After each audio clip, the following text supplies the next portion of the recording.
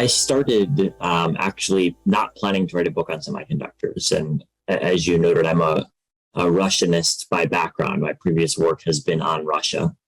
And I initially wanted to understand why was it that Russia fell behind technologically? Because during the 1940s and 1950s, by some metrics, Russia was actually quite capable of producing some of the key technologies, nuclear weapons, the space program, and others. And yet, decades later, Russia had fallen far, far behind. And it became clear to me that the key technologies that Russia fell behind in were related to computing power. And that got me interested in the question of how computing power is produced. And of course, it's semiconductors that make possible all of the computing we rely on today. And help me understand the extent to which the modern world, not just Russian history, but all history, has been structured by semiconductors. And so that's why I ended up deciding to write a book on semiconductors.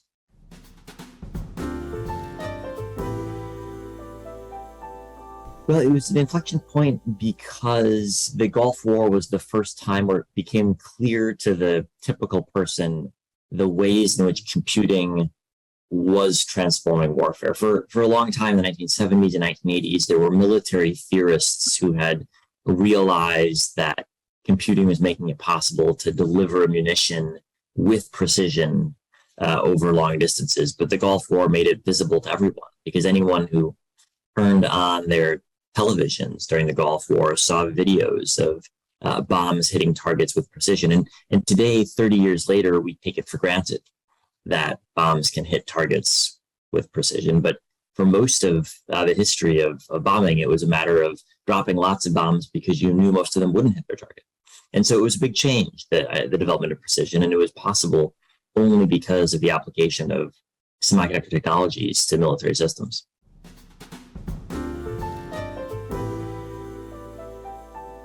We stand at the moment where, on the one hand, chips are critical in all manner of devices, but on the other hand, the production of semiconductors is at an inflection point, I think, because governments around the world, almost every major government, is now getting more involved in the production of semiconductors, trying to shape how the industry is structured to the benefit of its company and its populations. This is most visible, I think, in the case of China and the United States, both of which are spending vast sums of money, deploying new regulatory tools to try to reshape the chip industry in their favor.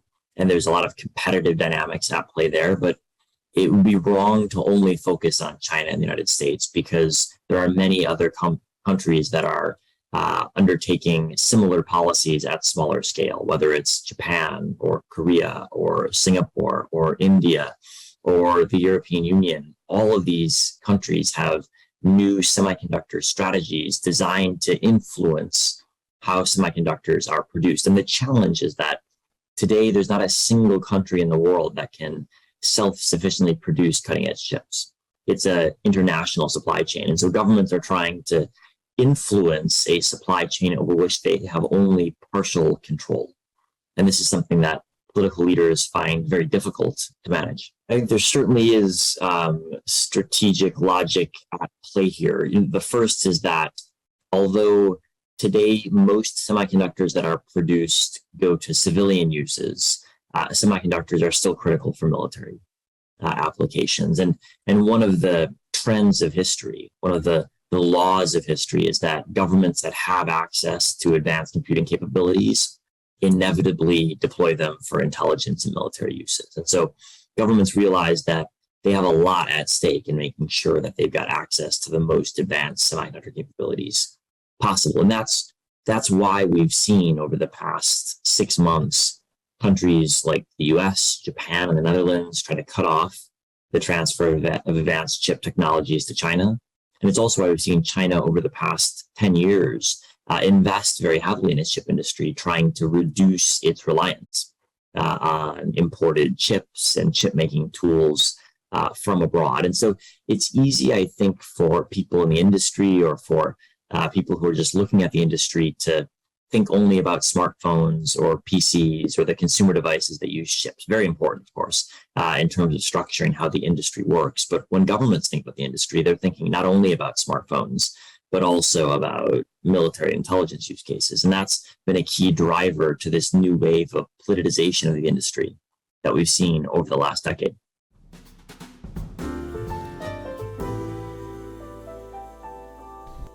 I would disagree somewhat. I think if you look at the countries where you have the most chip production, Korea, Taiwan, being best examples, these are not low-wage countries. Wages are far higher than in Southeast Asia, than in South Asia, for example. So unlike many types of manufacturing, textiles or toys, chips are not that. Chips require lots of training, huge capital investments. And so it's, I think, not at all the case, actually, that labor cost differentials are a key factor. They're a factor in certain parts of the industry. So, for example, the assembly and test of semiconductors, which is the last step of the process of making a chip, that's often concentrated in lower wage locales. So Southeast Asia and China are major players there. But in terms of the fabrication of semiconductors, there's only a small labor input to fabrication because most of the cost is in buying the machines that actually make the chip. So I think you ask, why is it that certain countries have major chip industries and others don't? There are two answers. One is that government policy has played a role. And in both Korea, Taiwan, and China, which are newer entrants into the chip market, we've seen governments actively trying to support their chip industries. Now, in very different ways. I think the policies that the Korean government and the Taiwanese government pursued in the 1970s, 80s, and 90s was quite different than what China is doing today in terms of the focus. But nevertheless, governments did play a role. But second is that in a number of cases, Taiwan is the best example of this, there's a fair amount of randomness involved. In Taiwan, the country's chip industry is centered around one company, TSMC, the Taiwan Semiconductor Manufacturing Company, whose success is due not primarily to the Taiwanese government, although it has been very supportive, but rather to a unique business model that was thought up by a small number of people and implemented by Morris Chang, the founder. And so in some ways, Taiwan's critical role in the chip industry is a matter of randomness and happenstance. It was luck that made it possible for Taiwan to attract Morris Chang to set up TSMC in 1987. In addition to some policy, but there was a whole lot of luck involved, which is why Taiwan is such an important chip producer today. So I think we've got to recognize both the role that government policy plays, but also the extent to which, and there were some historical developments that weren't predetermined that shaped the industry and the structure it has today.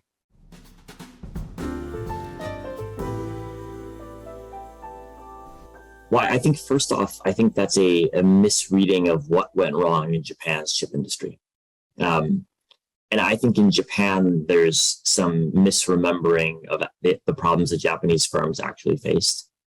If you look at the Japanese chip industry, most of the firms in the 1980s were succeeding in winning market share by producing DRAM chips. And they were focused on market share rather than profitability. And so they won market share. They knocked almost all US DRAM producers out of the market. And they kept focusing on winning market share. And so in the end, there was hardly a single Japanese DRAM firm that ever made much money because they were constantly trying to expand capacity. In the process, they drove down the price. In the process, they drove down their own profitability. And as a result, most of the big Japanese firms, Toshiba, NEC, and others that were producing DRAM were unprofitable over a very long time horizon. And while they were trying to win market share in these low margin chips that they were producing because they'd flooded the market, they missed some really critical shifts in the market. So for example, the microprocessor took off in the 1980s at a time when Japanese firms were fixated on DRAM. And Japanese firms completely missed the microprocessor because it was a small volume product at first. It didn't fit their business models. And so I think actually the key failing of Japanese industry was not to find a functional business model. And so by the time they reached the 1990s, they had vast market share, but no profitability. And it was relatively straightforward for firms like those in Korea to come undercut Japanese firms at cost, rapidly win market share. And the Japanese firms had nothing to fall back on because they'd never been profitable and had only focused on DRAM. So I think that it's critical to remember what actually went wrong with the Japanese industry, because actually the US response to Japan in the 1980s played a very small role, if any, at actually causing problems for Japan. And I think it's arguable that the types of voluntary export restrictions that the US convinced Japan to adopt, they helped Korea a lot, actually, Korean firms. They probably hurt US firms because it drove up the price of semiconductors in the US, making it more expensive to make computers, for example. And Japanese firms, they never faced the problem of having insufficient market share. They faced the problem of insufficient profitability. And it was other Japanese firms that were overproducing, driving down prices, and making the entire segment non-profitable. So I think that's important to recognize, because when we look at today, that really is a situation that no country finds itself in except for China, interestingly, because today it's Chinese firms that are building out capacity in a really vast way, subsidized by the government, without any regard for market forces. And so I actually think it's China that's most likely to replicate the Japanese experience, not at leading edge chips, but at lagging edge logic, which is where China's building out its capacity. And I think it's quite possible that Chinese firms end up in exactly the same problem that Japanese firms face, having large capacity, no profitability, and therefore not much future.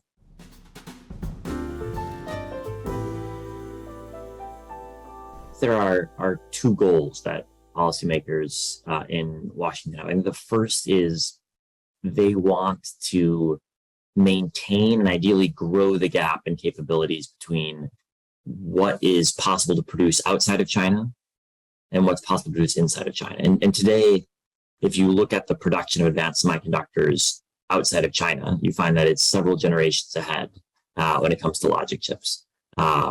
And several generations ahead when it comes to DRAM chips, maybe slightly less when it comes to NAND chips. And the U.S. goal is to keep that gap in place. Now it's complex because, of course, the U.S. alone doesn't produce the most advanced chips. You can only produce advanced chips by using machine tools from the U.S., Japan, and the Netherlands, materials from Japan, fabrication in Taiwan, et cetera. So there's a coalition of countries whose tools and intellectual property and expertise is needed to make advanced chips. But the U.S. wants these capabilities to stay meaningfully ahead of China's for the military reasons that we discussed. That's one. Second is that the U.S. is more worried than ever before about the risk of a Chinese attack on Taiwan. Not that it's guaranteed to happen, but that the likelihood is meaningfully higher than it was a couple of years ago.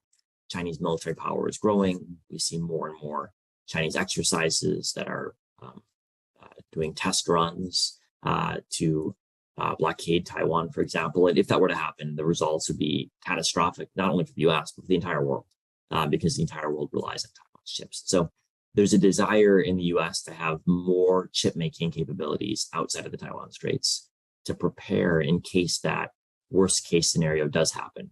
And it probably won't happen, but it might happen. And if so, we need an insurance policy as to where we're going to get critical semiconductors for defense purposes. And that's why the US has been putting money into its own chip industry via the CHIPS Act. And it's also why the US has been very supportive of Japan and Europe and others doing the exact same thing, because more chip making outside of the Taiwan Straits reduces the risk, reduces the cost if in fact there is war, if in fact China does blockade or attack in some sort of way. And so those are the two goals that the US government is pursuing right now. Well, I think it can last for, I don't know how long is a long time, but half a decade or a decade, I think it can last. I think it lasts for the following reasons. First off, today, China is a big producer of low-end chips, but it's actually a small player in the chip industry when you look at revenue share. So if you look at dollars spent on the chip industry, China is a smaller player than South Korea, smaller player than Taiwan, smaller player even than the Netherlands. And so what that means is that although China's market is vast, China has no choice but to import lots of chips because it can't produce advanced chips at home. And so it's going to keep importing chips from Taiwan and Korea and elsewhere. And the US strategy is not to stop that. The US strategy is to make it more likely that China has no choice but to import chips. What the US wants is for China to remain far behind and therefore to keep buying chips from abroad. The Chinese strategy is to do the opposite, is to catch up technologically and then stop having to buy chips from Korea, from Taiwan, from elsewhere. And what we've seen in every other industry is that the moment Chinese firms reach a technologically advanced level, they immediately stop buying from abroad, cut out their foreign imports, and produce domestically. And so the US goal is actually to stop that process and to keep China dependent on chips from Korea, chips from the US, chips from Taiwan. And so there's actually an interesting overlap between the commercial interests of companies in these countries and US policy, because the US wants China to stay reliant on these companies' chips.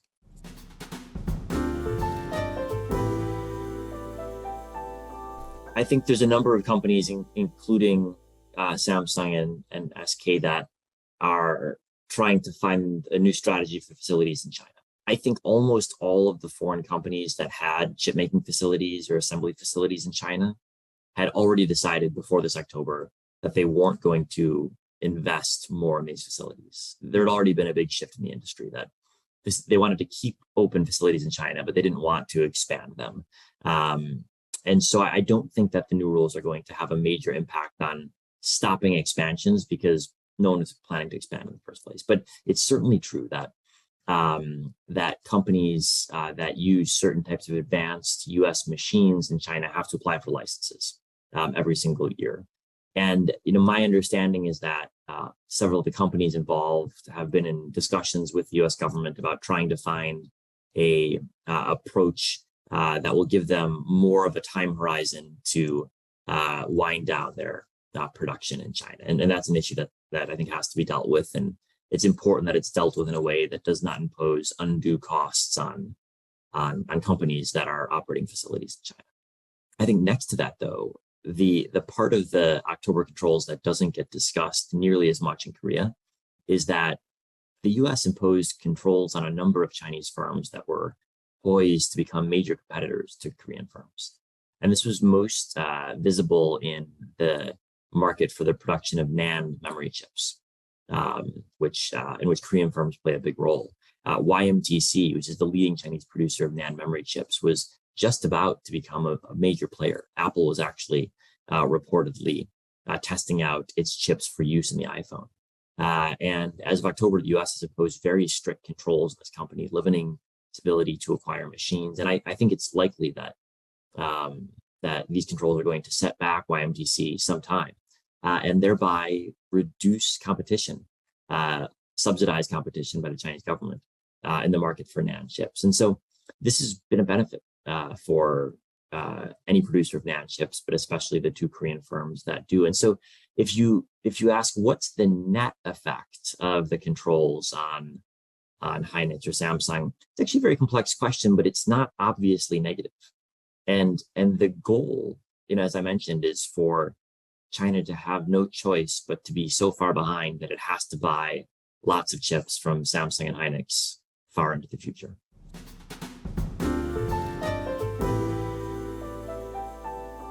We already see that happening to some extent. And I think part of the goal of US strategy is to bring together a coalition of countries that are aligned on their policies and therefore somewhat resistant to China's desire to use its market as a tool of leverage.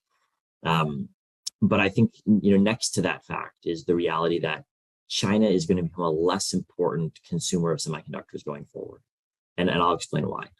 Today, China is around 20% of the world's economy, but it's a far more important consumer of semiconductors because lots of chips are sent to China assembled into phones or PCs, and then re-exported abroad to America, to Europe, to Japan.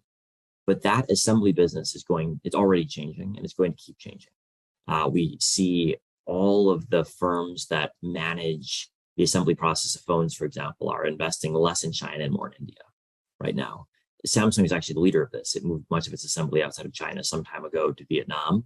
Now the rest of the industry is beginning to follow. And so I actually think that China will become somewhat less important a buyer of chips, because we're going to have more of the assembly of electronic devices in other countries, in Vietnam, in India, in elsewhere in Southeast Asia, for example. And so it's actually possible that over the next decade, China begins to look like a less important buyer of chips. Still very important, still a big market, no doubt. But it's worth remembering China is 20% of global GDP, and the rest of the world is 80%. And the rest of the world market is still more important than the Chinese market.